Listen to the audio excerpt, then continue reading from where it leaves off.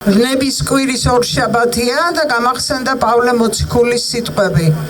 თავისუფლებისათვის გაგანთავისუფლად ქრისტემ და ნუღარ შეუდგებით მონობის უღელს. 1978 წლის 14 აპრილი იყო ეს. არ შეუდგებით მონობის უღელს. სამწუხაროდ დღესაც ამდენი წლის შემდეგ განაცხადი არის იგივე. ჩვენ არ შეუდგებით მონობის უღელს და ამას აკეთებენ ისინი, ვინც არიან 20-დან 25 წლამდე. ამას აკეთებს ის ადამიანები, რომლებიც ცდილობენ, რომ საქართველოს რესპუბლიკა იყოს საქართველოს დემოკრატიული რესპუბლიკა არსობრივად, სადაც ადამიანის სიცოცხლე არის ყველაზე უფრო დიდი ღირებულება და სადაც ადამიანებს უნდა ქონდეთ უფლება, რომ იყვნენ ისეთები, როგორებიც არიან, ანუ უნდა იყოს მრავალფეროვნება, უნდა იყოს კანონის უზენაესობა და ჩვენ ყველანი კანონთან უნდა ვიყოთ თანასწორი და უნდა გქონდეს თანაგანცდა იმისა, რომ შენ ვერ იქნები ბედნიერი და მხიარული მაშინ, როდესაც თუნდაც ერთი ადამიანი უკანონოდ არის დაპატიმრებული. სწორედ ამიტომ მე დღეს მოვედი აქ ერთი ძირითადი მიზეზის გამო. პირველი, რომ გამომეცხადებინა სოლიდარობა იმ ადამიანების მიმართ, ვინც დღეს კვლავ თავისუფლებისათვის იბრძვის, ვინც დღეს უსამართლოდ არის დაკავებული და ვინც დღეს ვერ ხედავს იმას, რომ ჩვენ ყველანი თანასწორი ვართ. ამიტომ ლოზუნგი თანასწორობა, სამართლიანობა და სოლიდარობა არის ის, რის გამოც მე დღეს აქ ვარ. ის, რომ 1978 წელს ჩვენ გქონდა ენის პრობლემა და ეს ენა დავიცავით ზუსტად იმედით, რომ ვიცხოვრებდით ქვეყანაში, სადაც საკუთარი თავის გამოხატვა შეგვეძლებოდა. სწორედ ამიტომ ქალბატონებო და ბატონებო, გაუმარჯოს თანასწორობას, სამართლიანობას და სოლიდარობას. მადლობთ.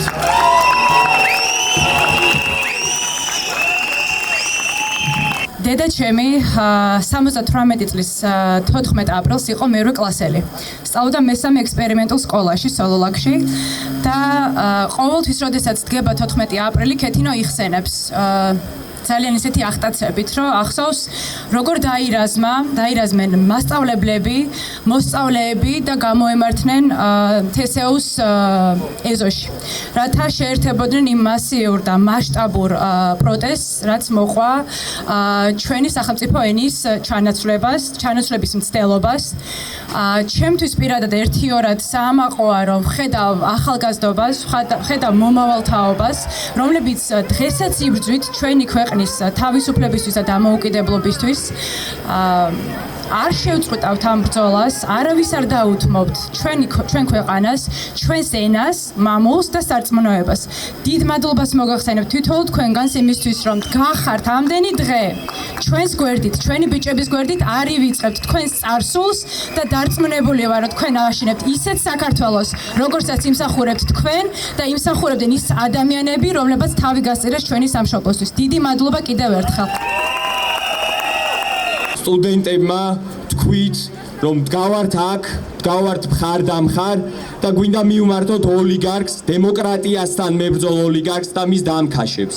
მიუხედავად იმისა, რომ წლების განმავლობაში თქვენ მოკალით საუნივერსიტეტო ცხოვრება, გვამყოფებთ ძალიან რთულ პირობებში სტუდენტებს, წაგვართვით სტუდენტური სივრცეები, წაგვართვით სწავლის, ხარისხიანი სწავლის შესაძლებლობა. მიუხედავად იმისა, რომ გვაშრომებთ პირობებში, სადაც ღამისვლების შემდეგ გვიწევს სემინარებზე, ლექციებზე დასწრება, მიუხედავად იმისა, რომ ყოველდღიურად უმძიმეს ფერხულში ვარ ჩართულნი, ვდგავართ აქ და გეუბნებით.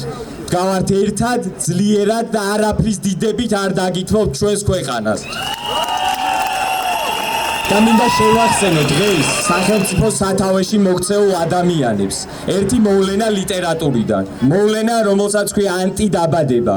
მოვლენა, როდესაც მამა კლავს შვილს, როდესაც წინა თაობა მის მომდევნო თაობას უწყვეტს ბუნებრივ განვითარებას, ევოლუციას.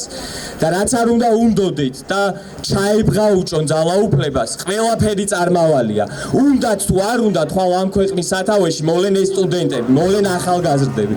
სახელმწიფო მაშინ მიდის ნამდვილ რეგრესამდე, მაშინ მიდის ანტიდაბადებამდე, როცა თავისი სტუდენტების, ახალგაზრდების გულწრფელ პროტესტს არ უსმენს, დევნის და ციხეში სვამს ჩვენ შორის უმამაცესებს. ადამიანებს, რომელმაც გამოავლინეს ჩვენ შორის ყველაზე დიდი სიმამაცე და მინდა მათ მივმართო აქედან. ვიდგებით ბოლომდე და ვიდგებით მანამ, სანამ თითოეულ თქვენგანს და ჩვენ ქვეყანას თქვენთან ერთად არ დავიხსნით ოლიგარქიის მარწუხებისგან. სიადაცეც კლინტერს გამარჯვება ეს.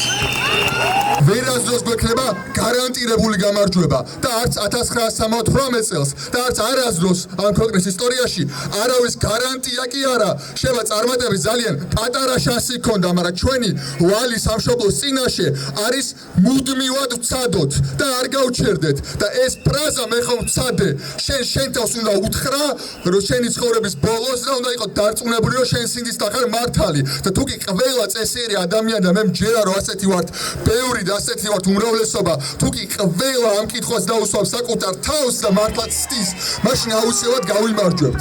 ასე რომ გაუმარჯოს 68 წლის 14 აპრილის გმირებს, გაუმარჯოს რეჟიმის ტყვეებს, რომლებიც ჩვენ უნდა დავიხსნათ და გაუმარჯოს დამოუკიდებელ საქართველოს. მადლობთ. სწორედ 14 აპრილმა შეკრა თაობათა კავშირი, ხოლო ქართულმა ენამ, როგორც ჩვენმა მარადილმა დუღაბმა, ამჯერადაც გაერთიანა ერი, მისი წარსული, აწმყო და მომავალი. 1968 წლის 14 აპრილს სწორედ ამ ადგილიდან, თბილისის სახელმწიფო უნივერსიტეტიდან ადამიანები დაიძრნენ იმის საპასუხოდ, რომ მაშინდელი საბჭოთა ხელისუფლება აპირებდა ამოეღო კონსტიტუციიდან ქართული ენის როგორც სახელმწიფო ენის სტატუსი და სტუდენტები, სხვადასხვა უნივერსიტეტის სტუდენტები დაიძრნენ სწორედ ამ ადგილიდან დღევანდელი პარლამენტის შენობის მიმართულებით.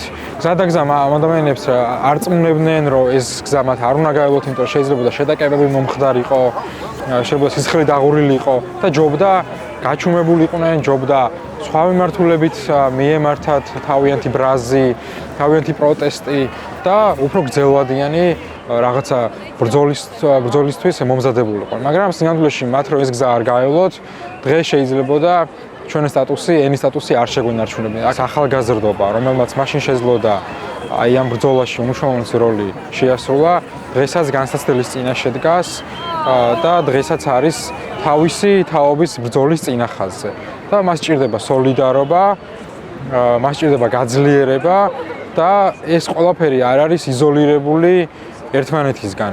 ენა არ არსებობს ადამიანების გარეშე, არ არსებობს თაობების გარეშე და შესაბამისად ეს ყველაფერი არის განსახილველი ერთად და ეს ბრძოლა არის ერთი ბრძოლის ნაწილი. ეს არის მომავლის ბრძოლა, ეს არის იმ უფლებისთვის ბრძოლა, რომ ყოველთვის შეგვეძლოს ჩვენი წითელი ხაზების დაცვა.